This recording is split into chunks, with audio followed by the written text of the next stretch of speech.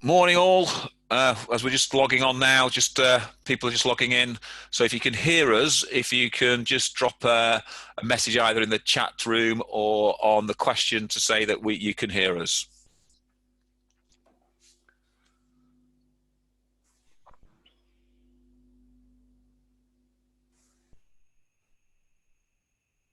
Thank you, Catherine. Good. So, Catherine, if you can hear us, that all that counts. Everyone else, not mentioning a word. Here we go. Abby and Nicola are all coming in. Hi, guys. Paul, good morning. How are you? Are you good? Exceptionally wonderful. Thank you very much, young H. How are you? Very well, thank you. Did I just see Mike appear there? Yes, Mr. Sharp is on. Well done, Mr. Sharp. How are you this morning, Mr. Sharp?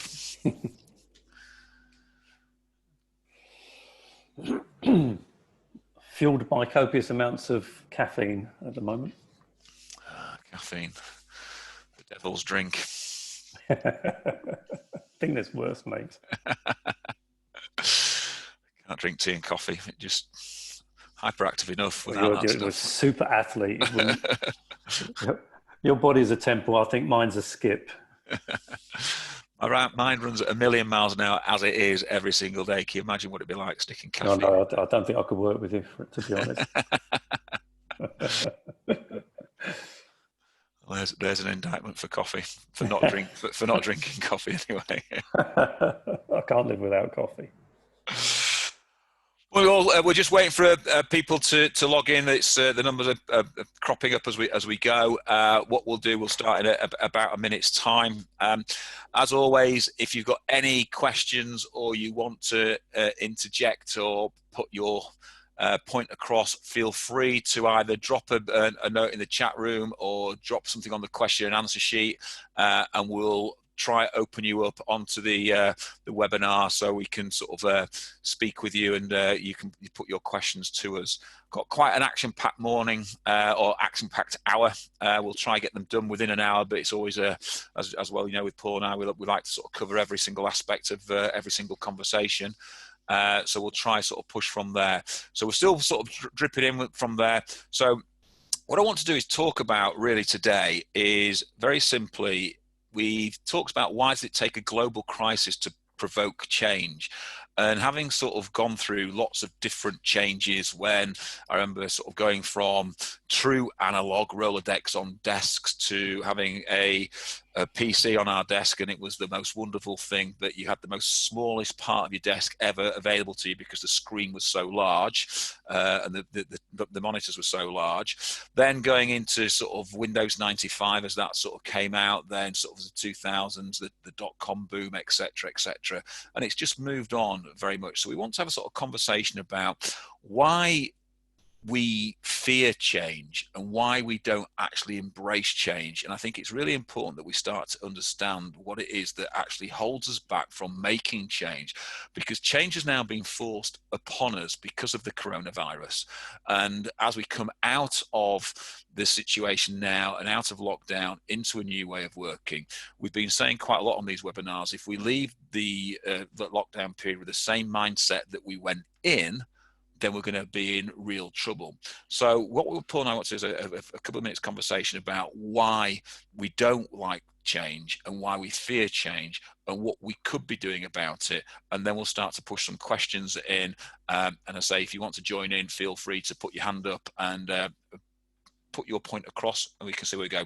So Paul, I'm interested, I think, what holds us back mainly is fear.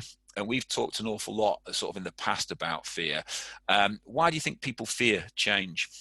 Yeah, this is what we were speaking about pre-putting this together. And Howard and I were talking about the subject matter for this week. And we were saying, well, everybody that we work with and everybody that we've dealt with for many years now has known that we've had to move towards a better system within our businesses, our practices, our policies, the way in which we support our clients and candidates. We've known this. And yet I think that over a period of time, we've had to dumb down the services we've provided to candidates and clients and keep doing what we've always done. For example, we talked about it last week, Analogue Recruitment, sending CVs via email, for example, which is about as horrible a method of presenting candidates as anybody can imagine. Why is it now taken this global pandemic, this awful crisis that the world is engaged in, for us to finally step back from our business models and say, okay, we really do have to make those changes? And what is it that we fear about it? And Howard and I were talking about this a great deal yesterday, this fear of change. What is it that prevents us from departing from normal in normal times?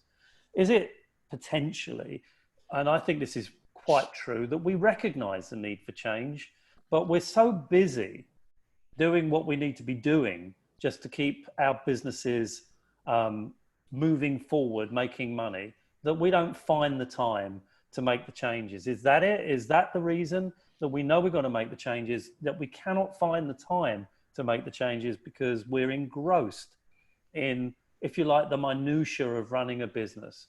That 70% of our time is spent within our business, 70 to 80%. Whereas I think in all the best management books, it talks about reversing that out, spending 70 to 80% of our time working outside of the business, networking, talking to clients, looking at trends, anticipating situations. I think there's a lot of probable truth in that we're so immersed in our businesses, in doing what we do, that we just don't have the time. I think another part of it is that we all talk about strategies, the strategies in our business, building our businesses. And I think it's true to say that whilst we talk about it, very often we don't have real strategies, we don't have real plans. Maybe we're just more concerned about survival than we are about developing our businesses. This fear of change, therefore, I think may be deeply rooted in our lack of preparation, our lack of time, and to some extent, our lack of delegation or succession planning. That means that we end up just going round and round in circles and doing what everybody else does, to the extent that we never really differentiate our businesses, and ultimately we come in, year out, with similar figures. So it's not that we don't know that we need to change. I just feel that very often we get kind of in this circle of doing what we've always done and never really seeming to be able to break away from it. And maybe this sort of seismic situation that we're in is now the sort of jolt that we've all needed, to a larger or lesser extent, to make the changes that are required.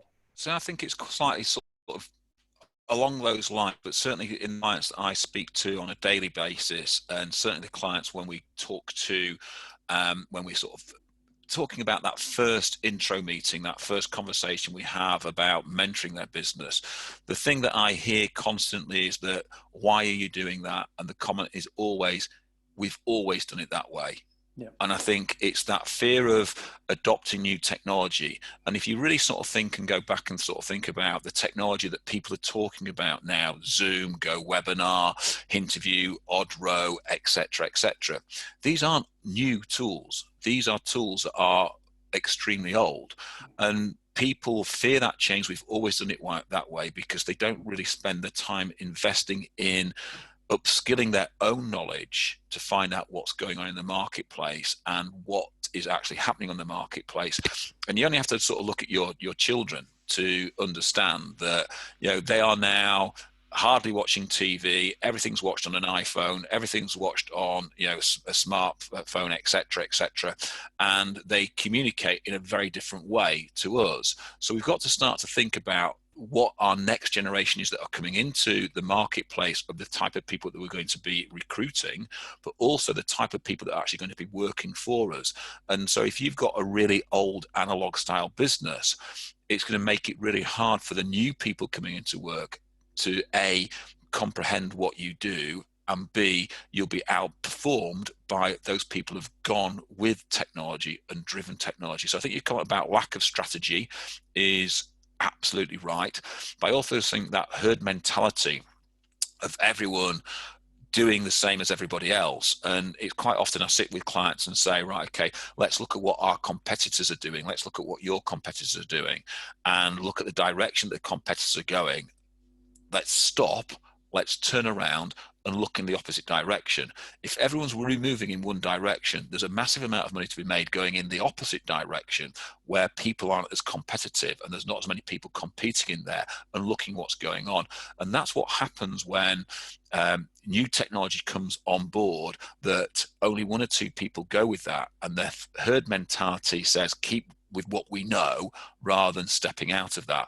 Well, those people that stepped out have now got that first mover advantage on us, and they're starting to move forward an awful lot, and because they know the products and they know how to use the products.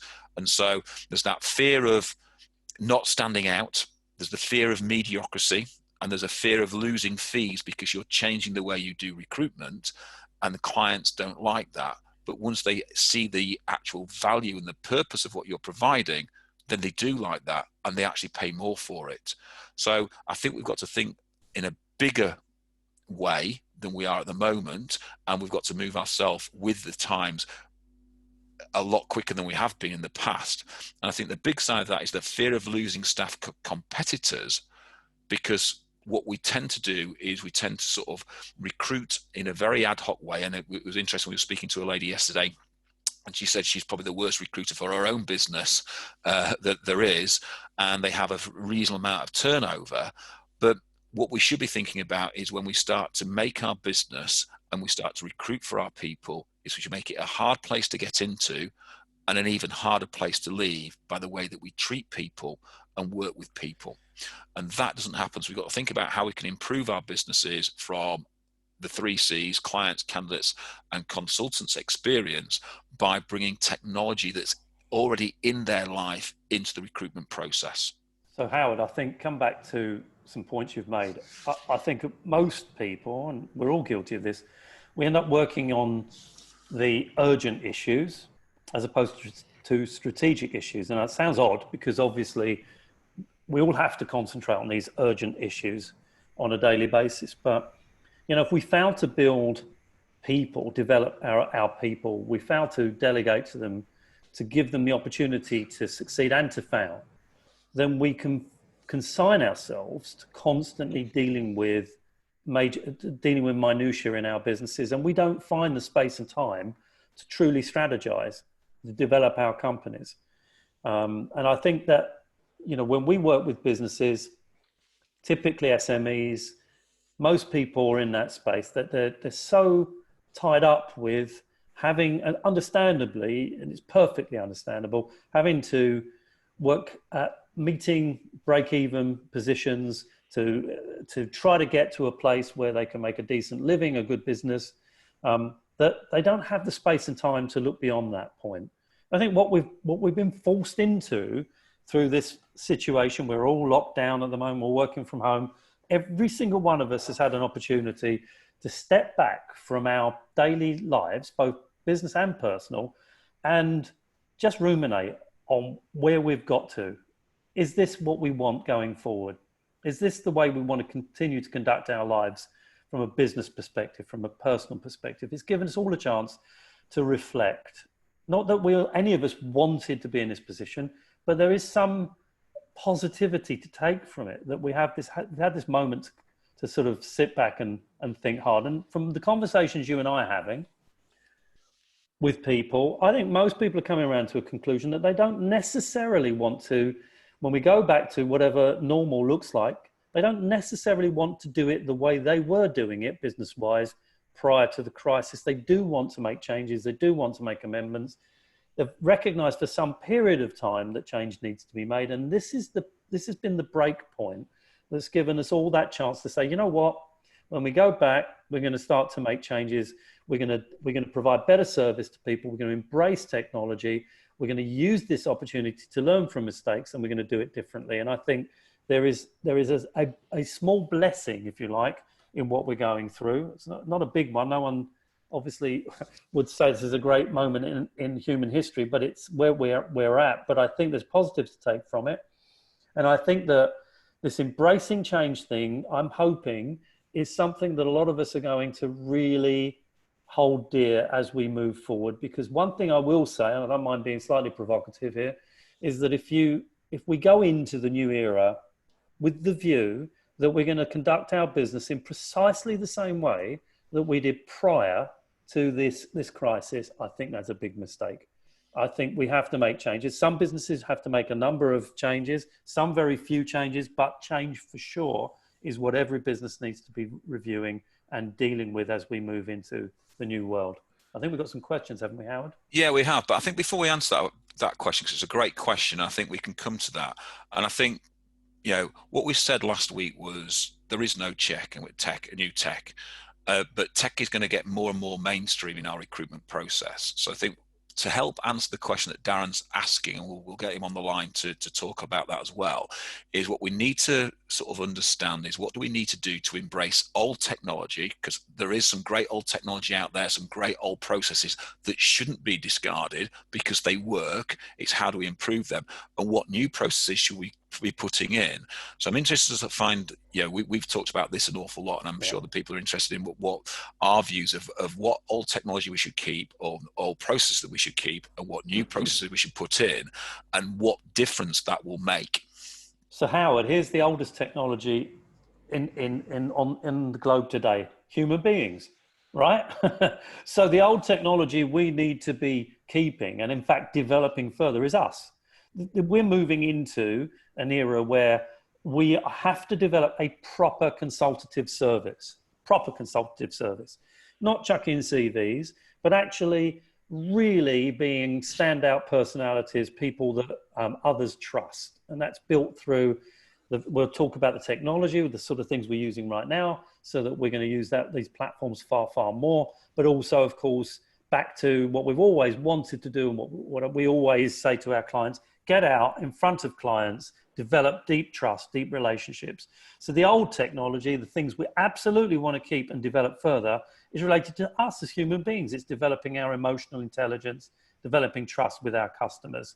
The new stuff, which we'll talk about in a moment, new technology, if we can couple great technology, and it's going to get more and more sophisticated and easier to use, with the human touch, the things computers and technology cannot provide, then boy, do you have a winning formula.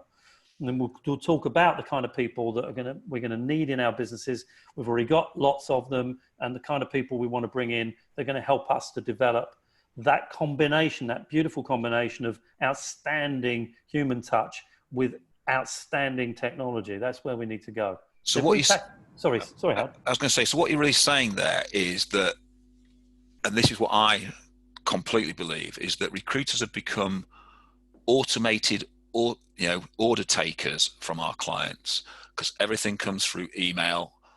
Our human touch is starting to be sort of eroded over time, where I think now the fact that we've gone through full circle and the digital wave has now brought a different touch, i.e. video touch, so there's a more relationship based recruitment going on, because it will be about personality. And I think your comment there about the true consultant rather than what I would class a consultant is very different.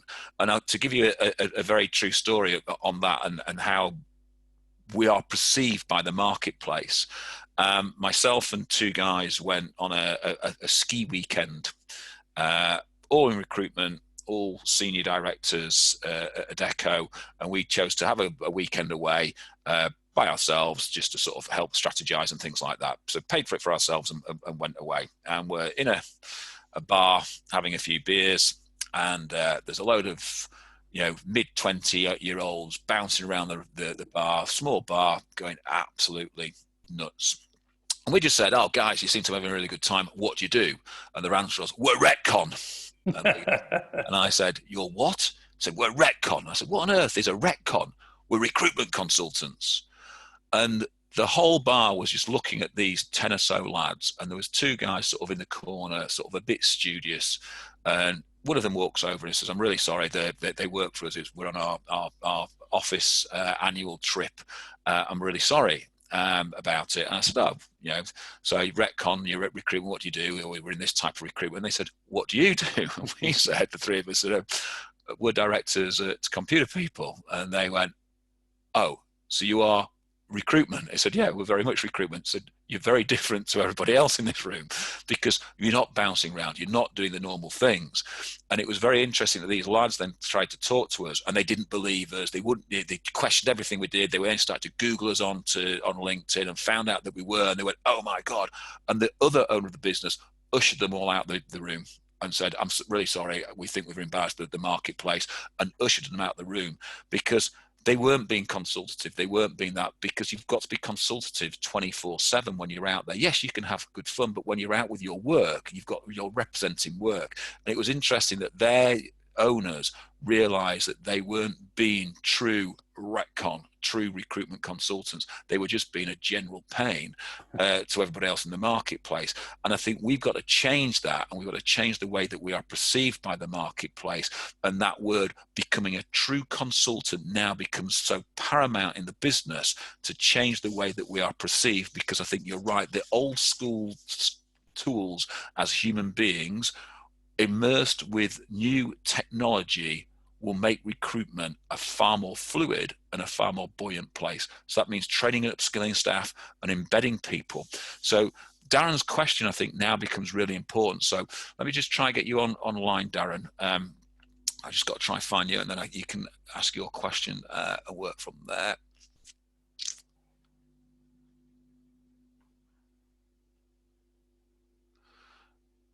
Is Darren still online? He seems to have disappeared. Well, let me read his question whilst we're trying to reach him. So Darren says, do you think different sectors require different recruitment approaches, or is it a one-size-fits-all?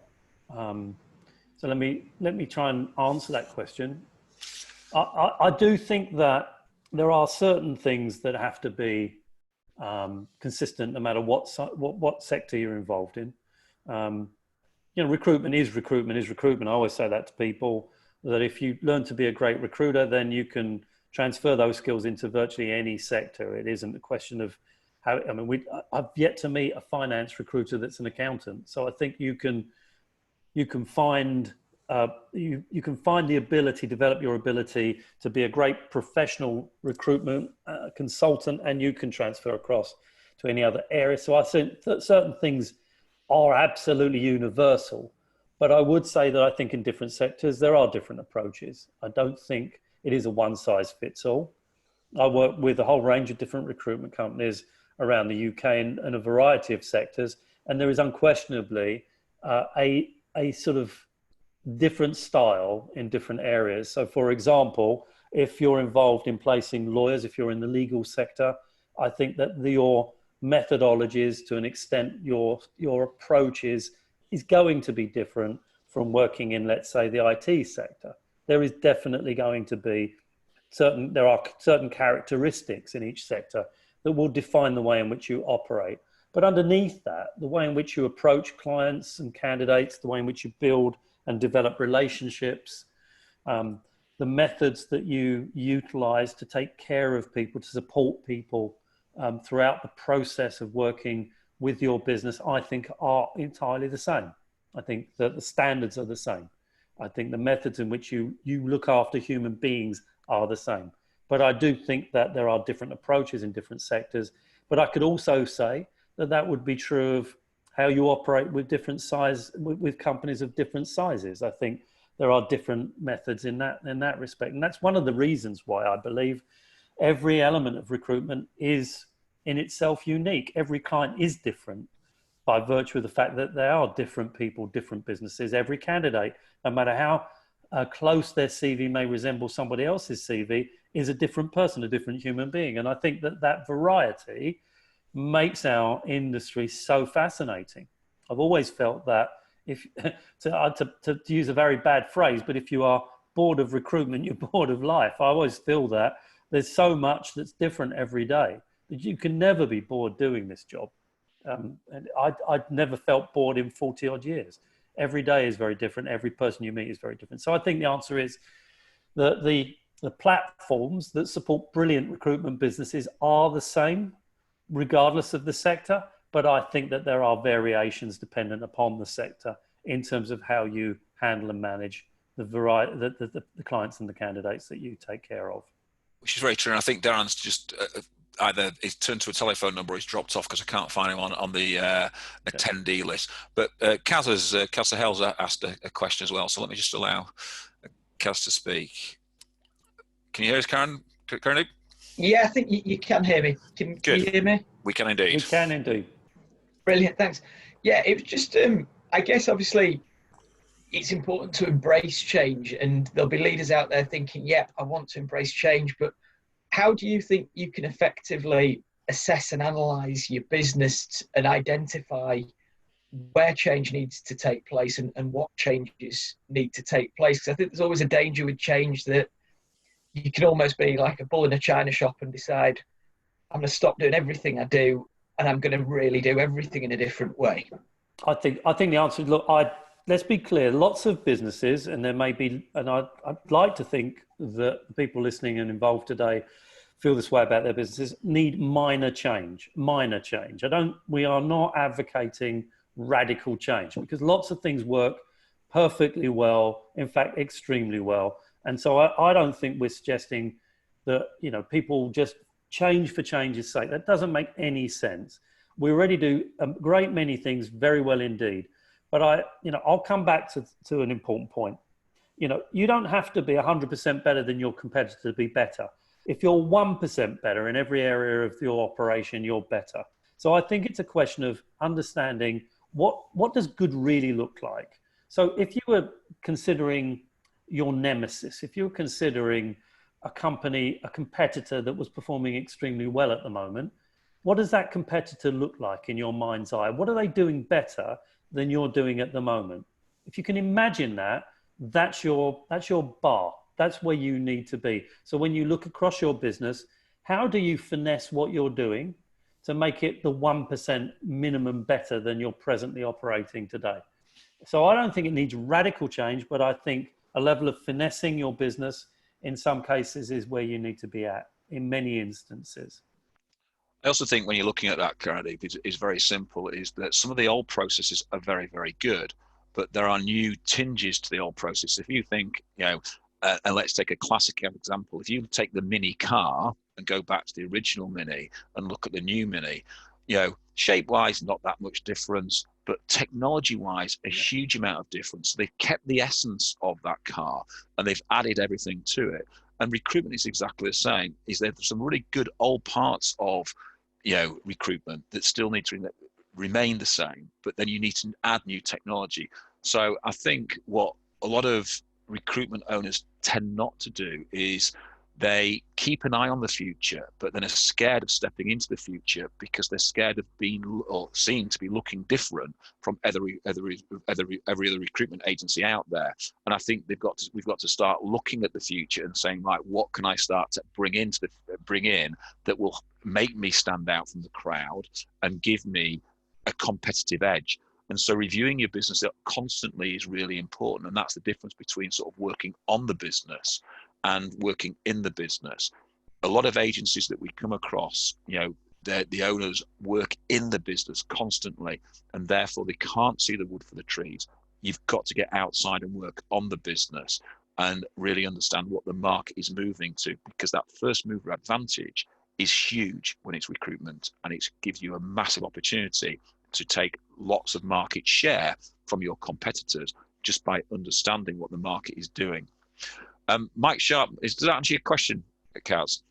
Yeah, and when you're going into businesses, how do you assess where change needs to take place? Well, I could send you our 45,000-page document that would give you an idea of what we actually look at. But we look at absolutely everything. So we would send you a document that says, this is what we're going to do. So we don't come in and say, this is our process, because every recruitment agency is different, as every human being is different. So we would come in and say, right, okay, this is what we're going to start to look at. And when we start to look at various different things, it starts to highlight what's there. So we'll look at your sales process, you look at your recruitment process, we'll look at the technology that goes into that recruitment process, we'll look at your finance process, we'll look at your onboarding process, your internal recruitment process, etc., etc. And the list goes on. It is an extremely long list. Yeah.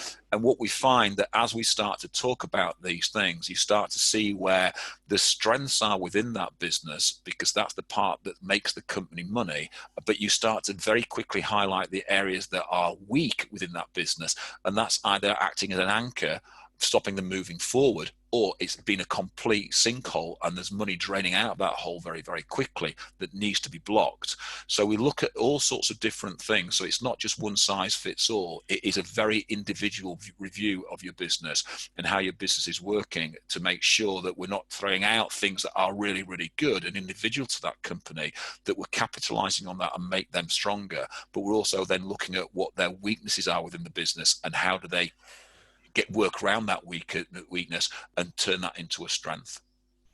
Okay. Okay, so Mike Sharp's got a question, so let me just allow Mike to talk. Mikey, can you hear us now? Yes, can you hear me? Can you hear Mike? Hi, Mike. Awesome. So actually, you just covered a couple of the points in your answer there, but my question is, from a psychological standpoint, when we do return some sort of normality, even as business owners with the best laid plans and strategies for change, there is going to be a psychological hurdle to overcome from a staffing standpoint, in the sense that hypothetically our staff will return to work and try and execute their recruitment methodologies in the way they did before lockdown. So do you have any specific ways to overcome the objections from an employee standpoint, going with the old adage, well, it wasn't broken then, so why do I need to fix it? And is there ideas you'd give on executing best practice in that respect? So Mike, perhaps I could start to tackle your question. It's a great question. I think this is what I was alluding to. I mean, we're going through this extraordinary time, and let's look at the practicals. When we get back to whatever work is going to look like in the near future, hopefully, we're still going to have the issue, for example, of social distancing. That's not going away anytime soon. I mean, until they come up with a cure for COVID, we're stuck with it. That's going to have a big impact, because we can't easily get candidates and clients to meet each other. I mean, it's just a practical point. People are going to be very nervous, particularly in certain industries, to be meeting each other, at least initially anyway. So I think that one of the things that we're going to have is, and we've been talking about this, we're going to have to use technology. We're going to have to use things like Zoom and Skype and GoToWebinar and MS Teams and so forth, to introduce candidates to clients and clients to candidates. What does that mean? Well, it means that I think initially there's going to be a filter conversation insofar as, for example, so Mike, I've got 4 candidates I'd like you to meet, Mr. Client. I don't want to send them to you. We're all a bit anxious and nervous about that. So why don't I set up a 15-minute conversation, 20-minute conversation with each of them? I'll participate in that, by the way, so that we potentially have the opportunity to be exclusive with you or even retained. And then from that conversation, we'll prepare a script of questions that we can ask, or you can ask. You can then decide who you actually want to formally interview. Now, whether you then choose and the candidate chooses to meet together, that's fine. Or you want that formal interview to take place via a video platform, again, that's fine. So I think there's going to be some practicals involved here, which will require us to, in a sense, retrain and our consultants to make them recognize that it is not the same situation as we come back into work that it was when we left. I mean, the simple truth is that we are now in the situation where we have this plague upon us that isn't going to disappear anytime soon.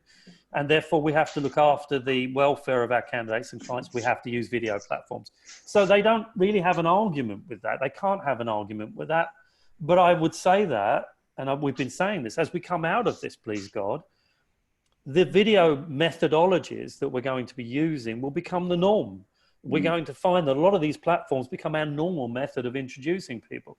These will not be a substitute ultimately for people meeting people, but there'll be a prelude. There'll be an opportunity for us to get more meetings with clients and candidates performed. And I think that transfers into more formal interviews, please God, and more placements as we emerge from that. So I think that the conversations with our people prior, and with furloughed staff prior to reopening, will be around what do we need to be doing to get us to get out of the blocks fast, that will enable our clients to meet candidates and vice versa. And what are the skill sets that we need to be considering? To your point, what questions are we going to have to deal with when we put this to clients? What are the objections going to be that we're going to have to parry when they come back with them? How are we going to tackle those things? Let's do some training now. Let's talk about how we're going to overcome those objections. And let's look at how we're going to provoke our clients to work with us using this new media. And as Howard said, it's not actually new media, it's old media, but we're now going to use it properly. So I think that there's some work to do pre going back to work with people, which is exciting. It's a great opportunity. And I think it also then talks to, as we go forward, Mike, what kind of people have you got in your business? Will they adapt to these new methods of communication? Will they do great with them? Are there some people that will do better than other people?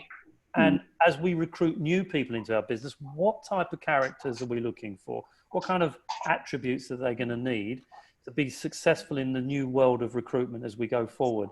So it is, that people will be reluctant. You're right to say this. There'll be resistance from our people. There'll be resistance from our clients and candidates. But we're really looking for the top 20 to 30%, the early adopters, the people that will enjoy this, that will think it's a great opportunity. And as they start to use these new methods, we'll be able to encourage others, that's our staff and other clients and candidates, to get involved. So it becomes the norm over the next 18 months or so. I think I look at that, Mike, in a very simple way, is that if you look at a new football manager coming into a club, then they change the way the football club plays their football. And the players have to get in line with that, or the manager will move them on. If you then start to think about the luminaries in football that really change the game, so you look at your Guardiolas and your people along those lines, then other managers start to follow those type of people. And I think we've got to look at that the same, that there's been a huge change come into recruitment, and as managers and leaders of businesses, it's down to us now to really implement the new ways of working, so our consultants see the value, see the purpose, and then can deliver that value and purpose out into the client base. And that goes about a bit what we were talking about last week, is that, the recruitment process, you can have an electronic job spec now, you could have your video, your client taking a job spec, video interview, video CV, etc., etc., etc. But there's other things that they need to understand, that the market has changed as the human interaction appears to have changed hugely over the last 7 or 8 weeks. People have become a lot more caring. People have become a lot more understanding. And therefore that cold sales attitude might not survive in the new way of working, where that more caring, nurturing, relationship building type process will become more and more. The bigger side of that is what's also been very prevalent in this marketplace is the use of data to actually define outcomes, and the use of specialist mentors to define outcomes has been huge in this marketplace, not only in recruitment, but right across everything. So if you look at the Prime Minister, he stands there, delivers his speech every night, or the head of the government who's appointed to do that, but with advisors at his side that he gets the best information from. They go away and do that. So it's about bringing data to life to your staff and showing them what that will actually give to them by applying that data. So there's going to be an awful lot about understanding your business, understanding your people, listening to what they have to say, and then moving forward in the right way for your business. And there's going to be a comment that says that if these people aren't right for your business, then do you really want them in your business if they can't adapt to the new marketplace? And we had Darwin I was on a call last week, and Charles Darwin's quote came out quite a lot with regards, it's the survival of the fittest. And I said, that's not what Darwin said. Darwin said the ones that adapt will survive. And we have to adapt in order to survive. So it's not the survival of the fittest. I think when we come out of lockdown, it's the arrival of the fittest, those that have already adapted that will survive. Actually, Howard, you had me worried there just for a minute. I thought you said Charles Darwin was actually on the call last week. I know I'm getting old, but I didn't realise I was that old. Well, Paul, that is true. That's true. Mike, does that, to some extent, go towards the answering your question? It does, yeah. I mean, I guess as a primary concern, just to wrap up, my biggest fear is that actually what this lockdown might do is make recruitment even more transactional, as I like to call it, than perhaps it was before, just because people are going to be so sort of vociferous to get back to work. Right, I'm going to send CV out, forget everything else. It's all going to be about how many CVs I can send. When actually it sounds, and for what it's worth, I agree with your points, but actually maybe in this instance, the art of less is actually more, if the less is a lot more caring, data-driven consultative work. Yeah. So that goes back to one of the things that we're talking about. That how do you differentiate yourself? One of those would be genuinely, and we talk about this an awful lot, that we do this in recruitment, and I don't think we do it as well as we should, but genuinely going out and surveying our clients and surveying our candidates on our service and what they actually want from us. Because what we tend not to do is really listen to what our clients and candidates are actually saying to us.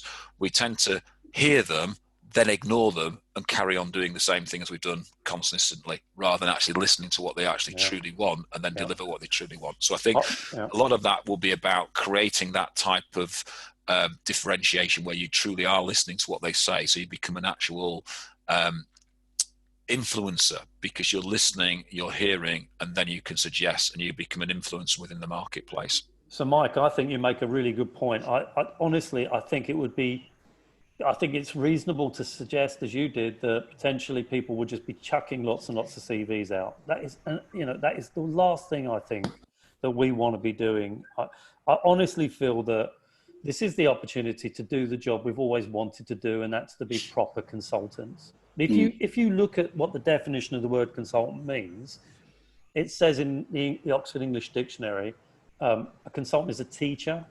It's somebody who transfers knowledge and wisdom. Now, let's be honest. The majority of people that call themselves recruitment consultants don't do that. What they do is they send CVs. What we have is an opportunity to get much, much closer to candidates and clients. And I think we will achieve that if we have the right mindset. This is now down to us as leaders, as Howard was saying, to say, look, of course, at the end of the day, we have to present candidates, and we do know that our business is a numbers game. I'm not denying that. But at the same time, we have to change. We have to get close to candidates and clients. And the video platforms that we talk about give us that opportunity. And I think it's an interesting thing that, I started and I said this last week, I started in the 70s in recruitment, and we were telesales people. That's what we did. I've never made any bones about that. I was on the phone all day long until my throat was raw and my ear was red. And I used to make about 75 interviews a month and make about 25 placements a month. And that's the truth. And I was a telesales guy. That's what I did. I loved it as well. But at least I had the opportunity in those days to verbally describe my candidates, who, by the way, used to sit within 3 inches of me because I used to interview by the side of the desk. But I verbally described my candidates. I was able to use my communication, my influencing skills. We've now moved into, over the last 10 years or so, into an era where we don't do that as often as we would like to. What we're having to do is send data, send information. It's one-dimensional analog recruitment. It is, in essence, a digital piece of paper with typing on it, a CV.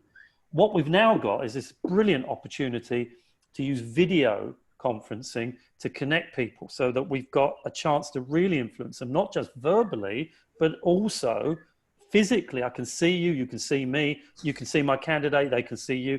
What an opportunity we've got. And I think that, of course, the technology that we're using today is getting an enormous amount of usage. They're going to be using that knowledge, the manufacturers of these platforms, to improve these platforms. So this is here to stay. I think, bizarrely, this is working in our direction, and the days of just chucking hundreds of CVs out, I hope, are coming to an end, and we can use our emotional intelligence skill sets, our innate ability to influence people, to produce the kind of service that we've always wanted to give our candidates and clients.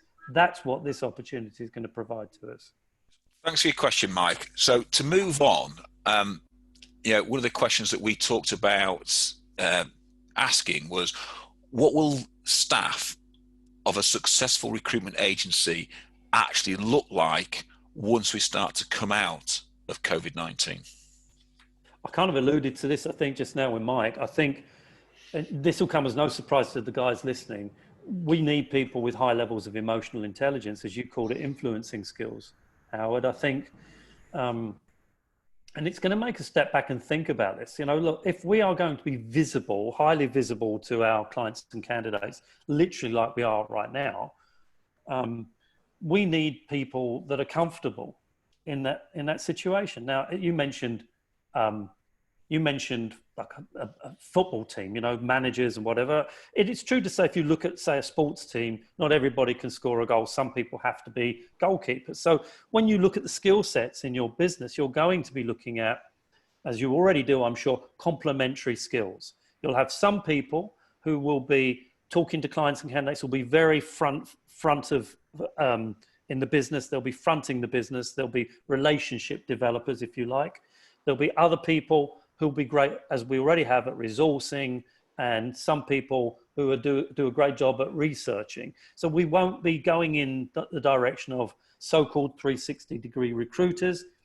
It's an interesting question on its own.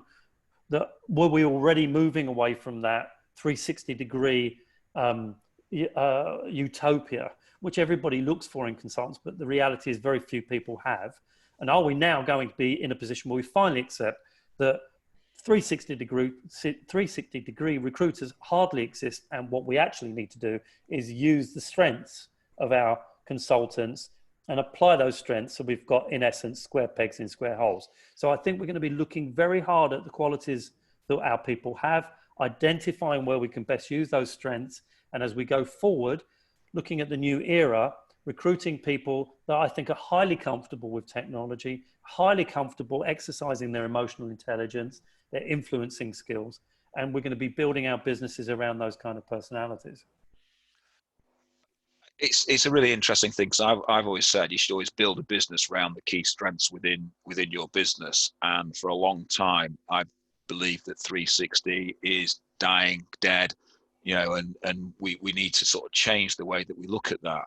And if you start to sort of think about what builds a recruitment agency, it is about driving the right behaviors and building strengths. If you think about the turnover in the first 6 to 12 months in recruitment, it's mainly because that person can't sell, that person can't deliver their KPI, that person can't deliver a revenue figure on a board. However, that person might have been brilliant at finding candidates, and therefore would that person be adding value if you found someone who was really good at knocking down doors to actually match those two together and create a different view? That way you're becoming more consultative, because one's consulting in the marketplace of the candidate, one's consulting in the client marketplace, and they become experts in those areas. And if you think about how headhunting and those senior headhunting type of operations are revered about their skill set, well, that is exactly what they do. So should we be sort of changing that model and working on that? The other thing that's obviously, I think, is going to change hugely is that people are going to be able and wanting to work remotely to have a better work-life balance. So maybe that driving of that harsh KPI type of environment might not survive, because people don't really want that, because it's adding extra stress and it's adding extra pressure to people. So is there a better way of selling recruitment and a better way of managing recruiters to actually deliver performance to you? And to me, that is finding out the key strengths of each individual, what motivates that person, and then drive that person.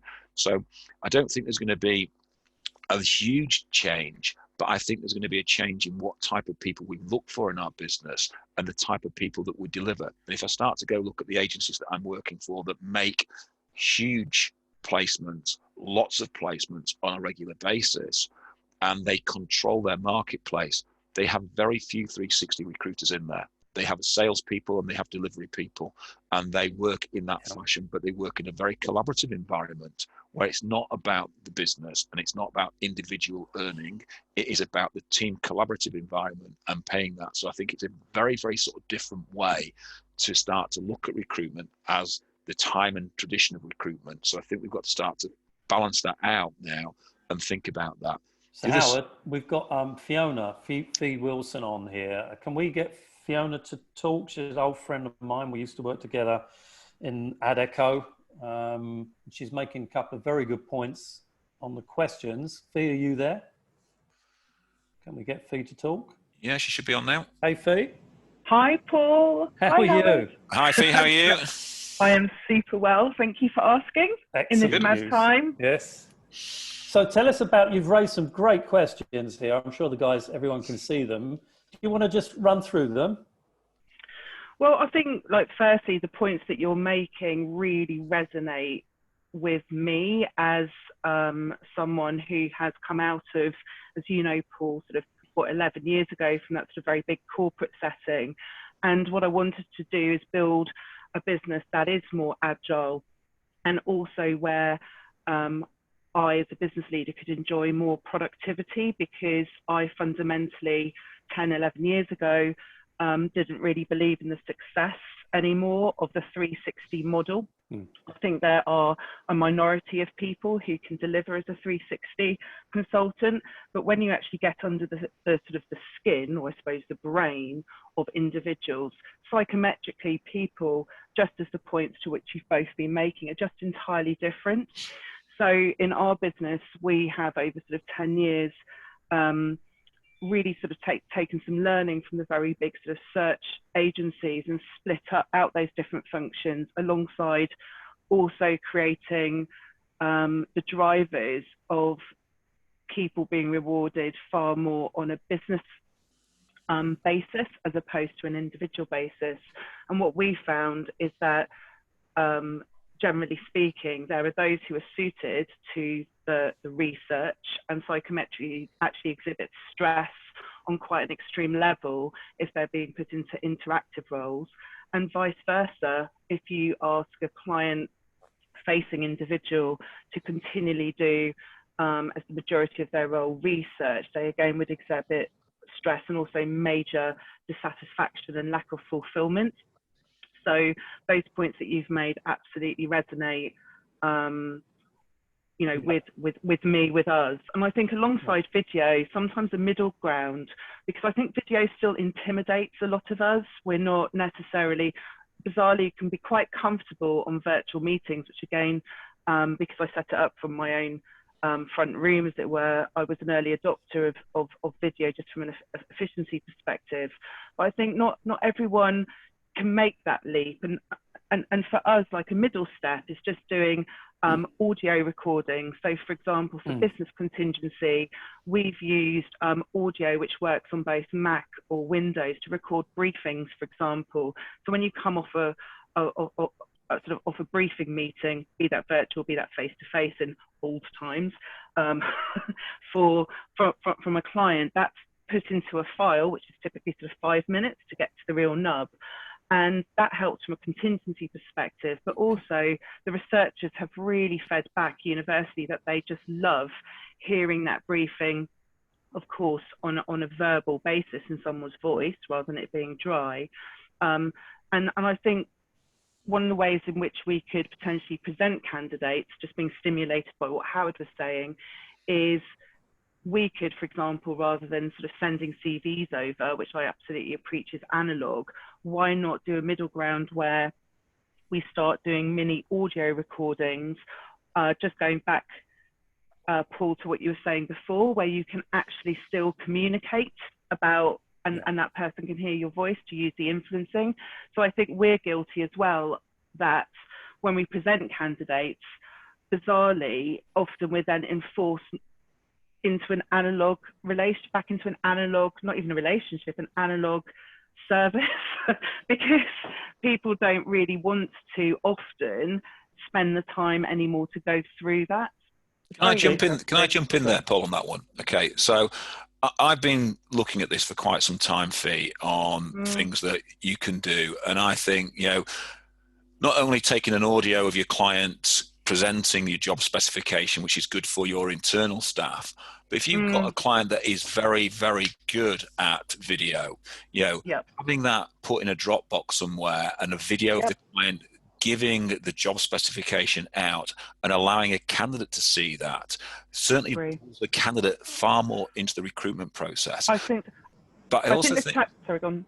I was going to say, but the bigger side of this, I think, which a lot of recruitment agencies are failing to sort of really grasp the sort of momentum that is now gathering, is if you can imagine, certainly in certain parts of recruitment, you're going to a client and you're going to present CVs, or you're going to send CVs to your client.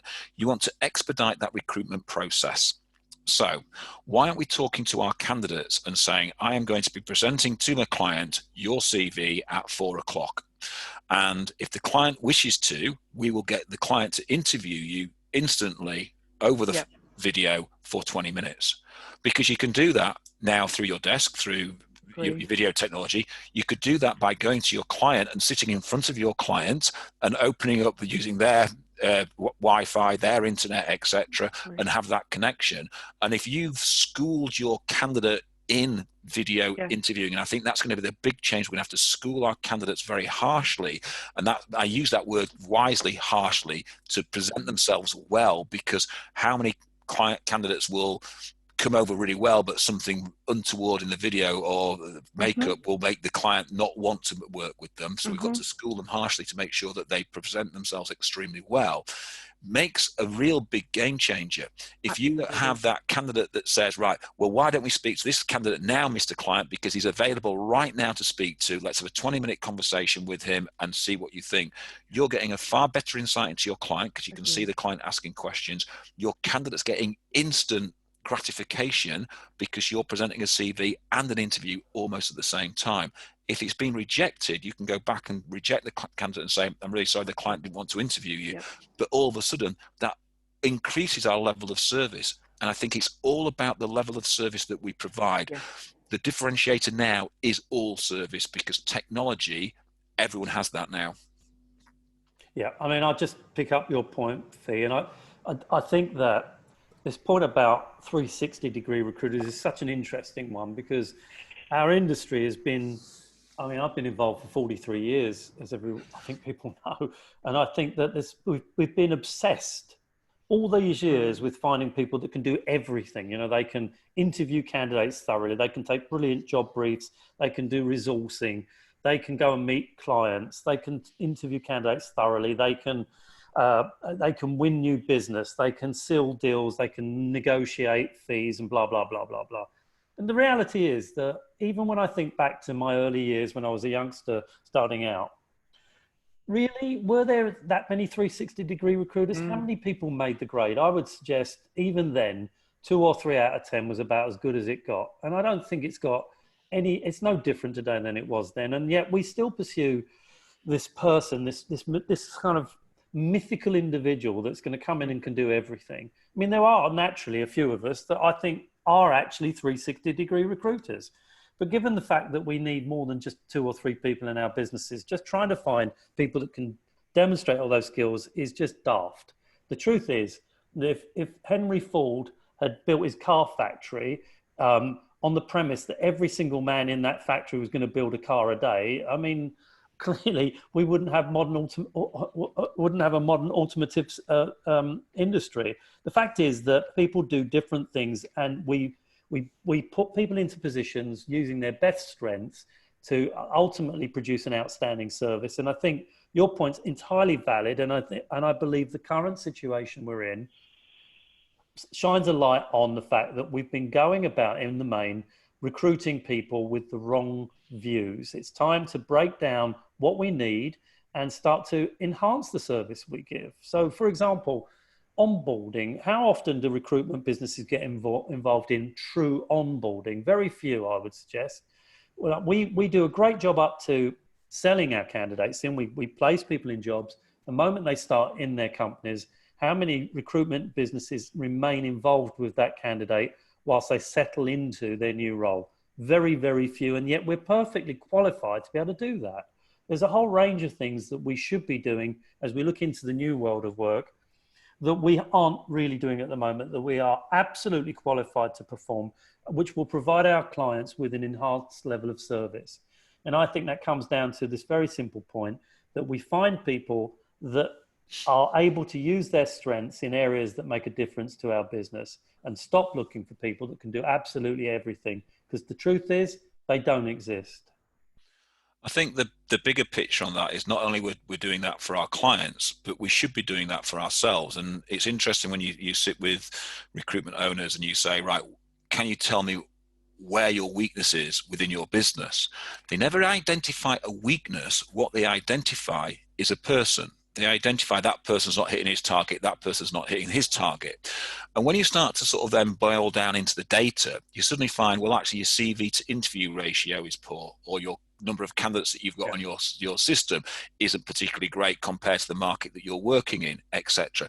And that data sort of leads to where they are strong and where they are weak. So what we find is that clients don't really analyze their own business.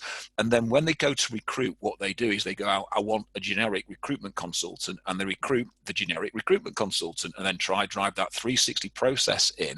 And that doesn't help, where you're talking about, and we're talking about, driving down the attributes of recruitment and recruiting for areas of strength and areas of weakness. Because what we're trying to do in the old days is always recruit for a 360 person and everyone should be ultra strong, where really we should be looking and saying, right, I've got two guys here that are knocking down doors that are brilliant.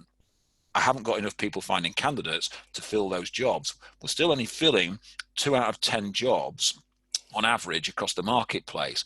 But if I had more candidates to fill those jobs and more people aimed on those jobs, could I fill 4 out of 10? Could I fill 5 out of 10? Could I then start to reject clients? So then all of a sudden I'm looking at where my business is actually weak rather than where my consultants are weak. I can then start to put people in with the right attributes for that business.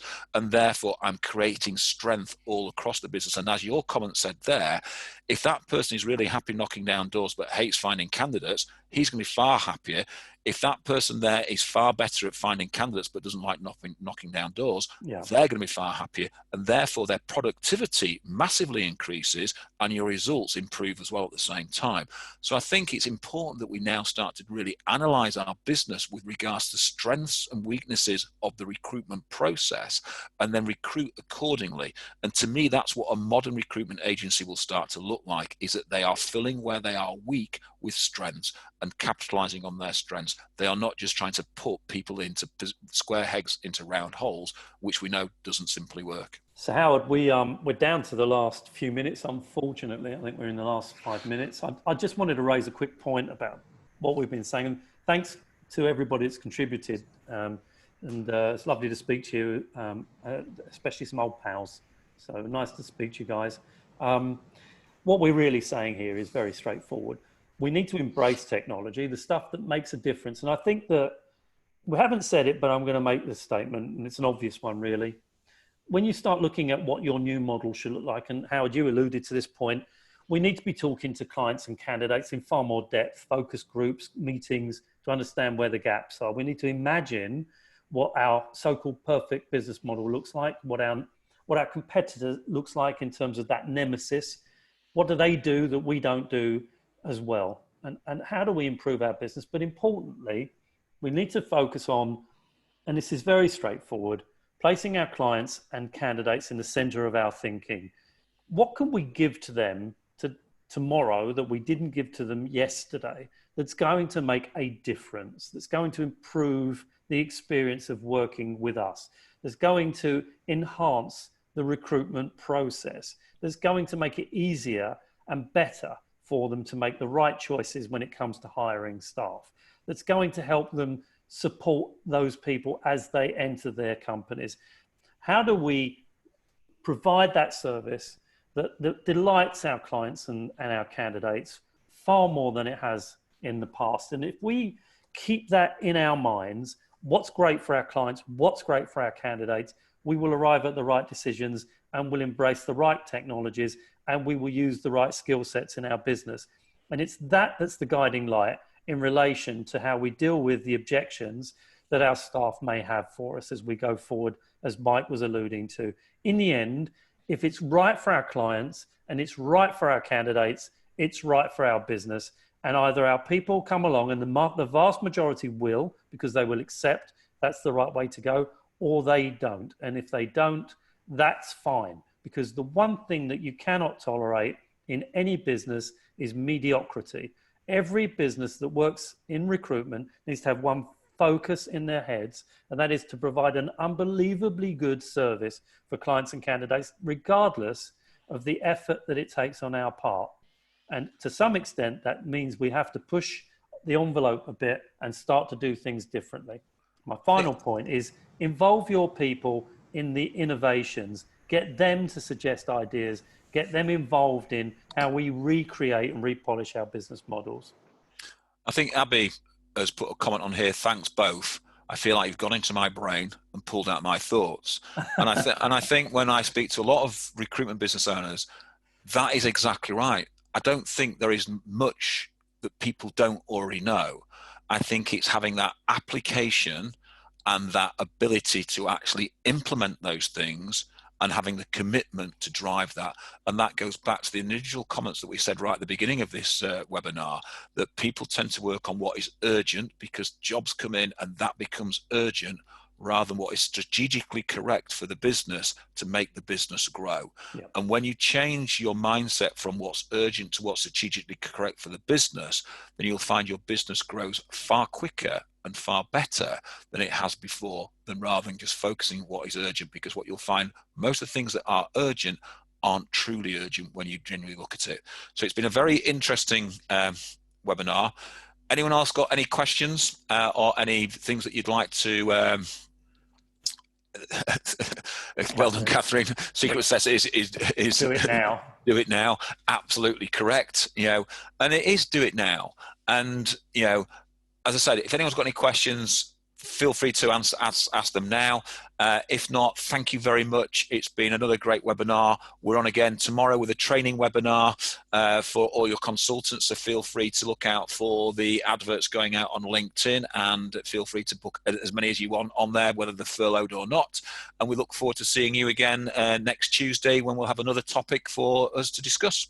So thank you much for your time, guys. Much appreciated. Everybody. Thanks. Lovely to speak to you. Lovely to see you all. Thank you. Stay safe. Stay well. Thanks.